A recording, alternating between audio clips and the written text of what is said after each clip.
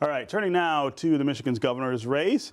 With the primary less than 2 weeks away, the top Republican rivals are at odds over work hours, of all things. Lieutenant Governor Brian Calley says Attorney General Bill Schuette has worked just 104 full 8-hour days since he took office in 2011. He has been in office for a lot more days than 104, obviously. Calley used the state's Freedom of Information Act to get Schuette's official calendar. But Calley will not release his own calendar, and he's not covered by the Freedom of Information Act, so we can't find out how many days he has worked. You know, it's sort of part and parcel with the tripping I feel like Calley has done in pursuit of Bill Schuette. He can't land too many punches. You know, he needed a Hail Mary. He thought this might be it. That's a stunt. I don't think anybody questions that that Bill Schuette has been a hard worker. Yeah. I mean, he's everywhere. He considers part of his job getting out in the state, and of course, it's also part of his political ambition. But you know, this race has been so ugly and so nasty. Yeah, they're reaching for anything. I mean, I don't know. The Democrats can fire their dirty trick guy because it's all there for him, all packaged up. Right. So a poll today says this race is over, pretty much. That Calley has not made up the kind of ground you would think he might have by now. That he would need to. Is that look? I think it's. I mean, since March 8th, 2016, when Bernie Sanders ended up beating Hillary Clinton, even though we're talking about Republicans here, and I'm bringing up a Democratic race, but we saw that the polls in Michigan have been skewed, and so my gut says to be very careful about these kind of predictions. Yeah. But indeed, I mean, what we've seen is that the trend isn't changing, and that's really what you look at with polls, not this.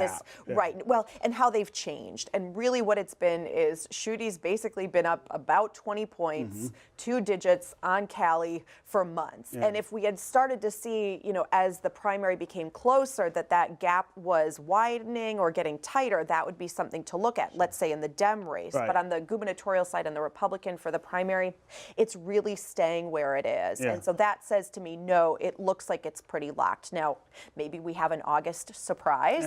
But that's going to need to happen pretty darn soon. I was going to say, we're running out of time. I'm curious why you think Calley's having such a hard time. Is it that he is unlikable or unattractive to voters, or is it that Bill Schuette is such a good alternative? I think that actually Brian Calley's like the nice guy in the race. It's hard to not like Brian Calley. Yeah. I think I would lay the blame here on the political consultants and strategists. Look, Politics 101 teaches you that if you're trying to go negative, it's usually a sign of desperation. If you're trying to go negative, you have to land a blow that resonates with voters and that sticks with voters. Yeah. None of these arguments that he's made do that. And take this one in particular. Everybody who has a job has a calendar. They know that they don't just work on what's scheduled on your calendar. You're working before and after what's in your calendar. So the average voter sees that and says, that's not really the right metric for work. The average voter, I think, says, I see Bill Schuette everywhere all the time. And well, this is not a general election. This is a Republican primary.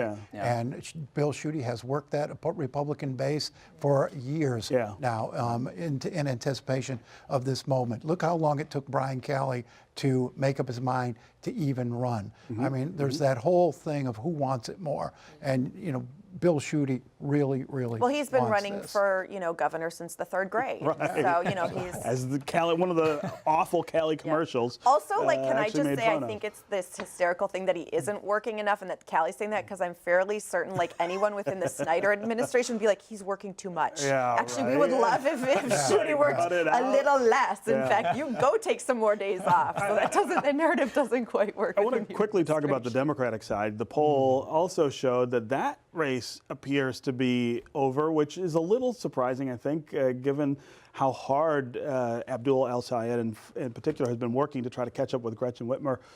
Might we see a surprise there? Well, so that's something to look at, right? That Bernie Sanders, who Abdul El-Sayed said he would have supported had he had he voted, that Bernie Sanders just endorsed him yesterday. Yeah. He is going to be campaigning this weekend with a socialist Democrat who's sort of taking fire, beat an incumbent Democrat in New York. Yeah. So we will see, and I think what they are very much banking on is this idea idea that they are going to pull out what Bernie Sanders and his supporters did on March 8th. And so, yes, again, the polls show that it appears to be Gretchen Whitmer's, and the trend is that she's gaining ground. But look at the crosstabs. Yeah. She's got a Detroit problem. She has a huge Detroit problem. And this is what you've got to keep an eye out, both for the primary and for the general, is what does the city do? So if Democrats go left like that and pick Abdul El-Sayed as their candidate, is that risky for the fall? Is that, of course. I mean, that's a can't-win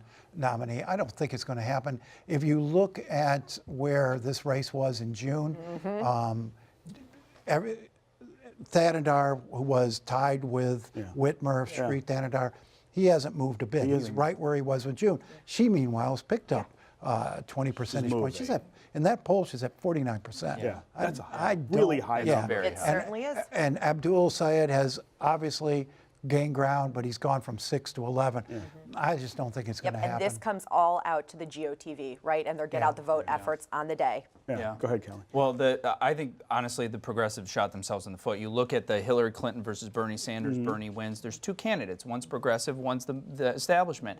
The progressives have divided their own votes. And it might be the case that they could have pulled out a win here.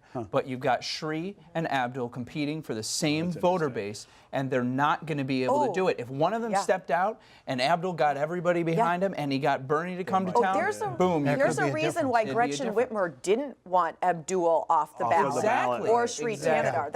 Everyone was like, why isn't Gretchen jumping? She is saved because they are on the ballot. And that is exactly why we don't have a Governor Mike Cox right now, was because of Hoekstra and Cox split the ballot, and Rick Snyder, and Bouchard. He walked right down the middle. Here.